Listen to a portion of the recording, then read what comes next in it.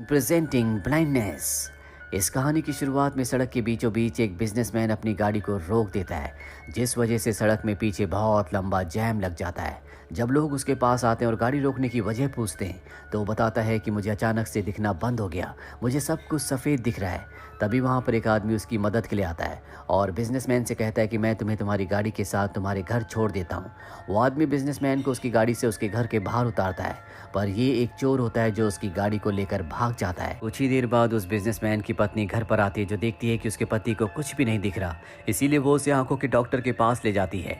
आंखों का डॉक्टर उसकी आंखें चेक करता है और अच्छी तरह से आंखें चेक करने के बाद भी डॉक्टर को उसकी आंखों में कोई कमी नहीं दिखती। उसकी आंखें पूरी तरह से हेल्दी है। डॉक्टर कहता है कि तुम्हें कुछ और टेस्ट करवाने होंगे। बिजनेसमैन वहां से चला जाता है, जिसके बाद एक लड़की डॉक्टर के पास आती है। डॉक्टर उसकी आंखें चेक करके उसे भेज देता है। वहीं हमें उस चोर को दिखाया जाता है जिसने बिजनेसमैन की गाड़ी को चुराया था। मजबूरी में उसे अपनी गाड़ी को रोकना पड़ता है क्योंकि अब वो भी ब्लाइंड हो चुका है, उसे भी कुछ नहीं दिख रहा होता। साथ ही वो लड़की जो बिजनेसमैन के बाद डॉक्टर के पास गई थी, उसकी आंखों की रोशनी भी चली जाती है, यहाँ तक कि डॉक्टर खुद भी ब्लाइंड हो जाता है। उसकी पत्नी जो कि एक मेडिकल एक्सपर्ट है, वो देखकर हैरान होती है कि अचानक से उसका पति ब्लाइंड हो गया। डॉक्टर समझ जाता है कि एक दिन पहले जो पेशेंट उसके पास आया था, जिसकी अचानक से आंखों की रोशनी चली गई थी, उसी बिजनेसमैन की वजह से उसकी आंखों की रोशनी भी चली गई है। डॉक्टर समझ जाता है कि ये एक कम्युनिकेबल डिजीज़ है, इसीलिए वो अपनी पत्नी को अपने से दूर रखता है। लेकिन डॉक्टर की पत्नी उससे बहुत प्यार करती है, वो किसी भी हालत में उसे नहीं छोड़ना चाहती। वहीं पूरे शहर में बहुत सारे लोग ब्लाइंड हो जाते हैं, जिससे लोगों के दिलों में दहशत फैल जाती है। लोगों को लगता है कि कहीं वो भी ब्लाइंड ना हो जाए। इसीलिए गवर्नमेंट उन लोगों को जो ब्लाइंड हो चुके हैं उनके लिए एक असाइलम में क्वारंटीन करने का इंतज़ाम करती है। यहाँ की हालत बहुत ज़्यादा ख़राब होती है और अब डॉक्टर को भी क्वारंटीन करने के लिए गवर्नमेंट के लोग आते हैं। वो डॉक्टर की पत्नी को अपने साथ नहीं ले जा सकते क्योंकि उसकी आंखें पूरी तरह से ठीक है, और डॉक्टर की पत्नी डॉक्टर के साथ रहना चाहती है। इसीलिए वो झूठ बोल देती है कि उसे भी कुछ नहीं दिखाई दे रहा, जिसके बाद वो भी अपने पति यानी कि डॉक्टर के साथ उसी असाइलम में आ जाती है जहाँ पर अब सबको क्वारंटीन किया जाना है। डॉक्टर की पत्नी डिसाइड करती है कि वो किसी को नहीं बताएगी कि वो देख सकती है, और एक एक करके डॉक्टर के बहुत सारे पेशेंट्स को यहाँ पर लाया जाता है। इन सभी को यहाँ पर बिना आंखों के बहुत तकलीफ हो रही होती है क्योंकि इन सब को आंखों से देखकर काम करने की आदत है, पर अचानक से इन सब की दुनिया में पूरी तरह से सफ़ेदी आ गई। इस बीमारी को वाइट ब्लाइंडनेस का नाम दिया गया और धीरे धीरे पूरी दुनिया में फैलती चली गई। हर रोज़ हर शहर में कई लोग ब्लाइंड होने लगे, जिससे असाइलम में भीड़ बहुत ज़्यादा बढ़ जाती है। यहाँ पर जो भी आर्मी वाले इन सबको लाते हैं पूरी तरह से अपने आप को कवर करके रखते हैं क्योंकि सरकार नहीं चाहती कि ये बीमारी और भी फैले। हालांकि डॉक्टर की पत्नी इन सब इन्फेक्टेड लोगों के बीच में रहती है, लेकिन वो इस इन्फेक्शन से पूरी तरह से इम्यून है, इसीलिए उसकी आंखों पर इसका कोई असर नहीं पड़ता। साथ ही बाहर जो सिक्योरिटी होती है, उन्हें सरकार ने ऑर्डर दिए होते हैं कि अगर कोई भी बाहर निकलने की कोशिश करे तो उसे गोली मार दी जाए। साथ ही असाइलम में लोगों की तादाद बहुत ज़्यादा बढ़ चुकी होती है, जिस वजह से चारों तरफ गंदगी फैलना शुरू हो जाती है। यहाँ पर कोई भी हाइजीन का ध्यान नहीं रखता क्योंकि गवर्नमेंट भी अब इन लोगों को इतना ज़्यादा सपोर्ट नहीं करती। यहाँ पर चीज़ों की कमी है, ना ही ये यहाँ से किसी को कॉल कर सकते हैं क्योंकि बाहर की दुनिया में अपने आप को बचाने के लिए लोगों ने अपने आप को अपने अपने घरों में क्वारंटीन कर लिया है। यहाँ तक कि जो लोग इस बीमारी का इलाज ढूंढ रहे थे, उनमें से भी बहुत सारे लोग ब्लाइंड हो चुके हैं। बड़े बड़े देशों के बड़े बड़े मंत्री नेता भी अब ब्लाइंड हैं। असाइलम के अंदर इन सब को ये खबर रेडियो से मिलती है। यहाँ पर डॉक्टर की जो पत्नी होती है, सबको चलने के लिए यहाँ एक रस्सी बांध देती है ताकि रस्सी पकड़कर सब चल सके। साथ ही डॉक्टर को यहाँ पे सबका लीडर बना दिया जाता है। कुछ दिनों के बाद यहाँ पर और भी बहुत सारे लोगों को लाया जाता है जो सबके सब अंधे हैं। यहाँ सबको लाइन पर खड़े रहने के लिए कहा जाता है, लेकिन जब एक आदमी लाइन से बाहर आ जाता है तो सैनिक उसे गोली मार देते हैं। सबके सब अंदर की तरफ भागने लगते हैं।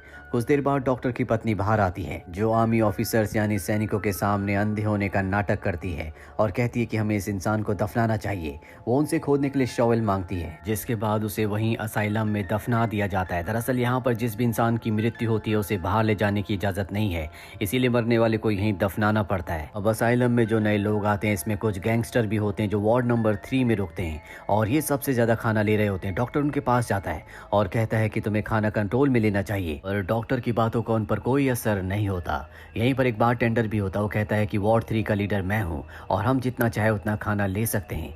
यहाँ पर सभी लोग उसका सपोर्ट करते हैं। डॉक्टर इस जगह से चला जाता है। वहीं डॉक्टर की पत्नी को दिखाया जाता है जो उस चोर के पास जाती है जिसने बिजनेसमैन की गाड़ी को चुराया था। दरअसल उसके पैर के घाव अब बहुत ज़्यादा बढ़ चुके हैं, वो तड़प रहा होता है। हालांकि डॉक्टर की पत्नी उसकी मदद करना चाहती है, पर वो कहता है कि मुझे पता है कि तुम ब्लाइंड नहीं हो, तुम देख सकती हो और मैं बात सबको बता दूंगा। डॉक्टर की पत्नी वहां से चली जाती है और इसके बाद वो चोर बाहर जाता है जहां किसी भी इन्फेक्टेड आदमी का जाना मना है। वहां पर आर्मी पहले से तैनात होती है। उसे वार्न भी किया जाता है, लेकिन जब वो उनकी बात नहीं मानता तो आर्मी वाले उसे मार देते हैं। वहीं हमें बारटेंडर को दिखाया जाता है जो वार्ड 3 का लीडर बन चुका है। वो किसी तरह से उस जगह पहुंच जाता है जहां से पूरे के पूरे असाइलम में अनाउंसमेंट की जा सकती है। उसके पास एक गन भी होती है और अब वो पूरे असाइलम में अनाउंसमेंट करता है कि यहाँ का लीडर मैं हूँ, सारे खाने का कंट्रोल मेरे पास है। अगर किसी को खाने के लिए कुछ भी चाहिए तो खाने के बदले उसे मुझे कुछ देना होगा। ये बात सुनकर असाइलम में जितने भी लोग होते हैं उन्हें बहुत गुस्सा आता है, इसीलिए सबके सब उस जगह जाते हैं जहाँ पर फूड को स्टोर किया जाता है। पर बारटेंडर और उसके लोग उस जगह को लॉक कर देते हैं। साथ ही यहाँ पर जितने भी लोग आए होते हैं उनके ऊपर हमला किया जाता है। बारटेंडर के पास गन भी है जिससे सबके सब डर जाते हैं और इस तरह से बारटेंडर इस पूरे असाइलम का लीडर बन जाता है। असाइलम में जितने भी लोग होते हैं वो अपनी ज्वेलरी पैसों को इकट्ठा करते हैं ताकि बारटेंडर को देकर खाने की चीज़ों को ले सके। इसमें डॉक्टर की पत्नी उनकी मदद करती है। ये बारटेंडर को वो कीमती चीज़ें देते हैं जिसके बदले वो इन्हें खाने की चीज़ें देता है। बारटेंडर के पास एक आदमी होता है जो ज्वेलरी को चेक करता है कि ज्वेलरी असली है या नहीं। बारटेंडर इनकी चीज़ों के बदले इन्हें खाने की सप्लाई बहुत कम देता है जो लोगों के लिए पूरी नहीं पड़ती। इसीलिए डॉक्टर बारटेंडर के पास जाता है और खाने की डिमांड करता है। और बारटेंडर एक बेरहम इंसान है, वो डॉक्टर की बात नहीं मानता बल्कि उसे अपनी गन से डराता है। इस बात से डॉक्टर बहुत डिसअपॉइंट होता है। उसे कुछ समझ नहीं आता कि अब इन्हें क्या करना चाहिए। डॉक्टर धीरे धीरे अपना आपा खोने लगता है और एक रात को डॉक्टर के पास उसकी वही पेशेंट आती है जो पेशेंट डॉक्टर के पास उस बिजनेसमैन के बाद आई थी, जिसके बाद वो भी हमेशा के लिए ब्लाइंड हो गई।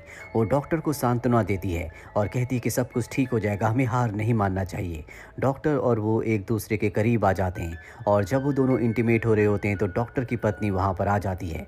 वो इन दोनों को देख लेती है पर वो शांति से काम लेती है और उस लड़की से कहती है कि मुझे सब कुछ दिखता है।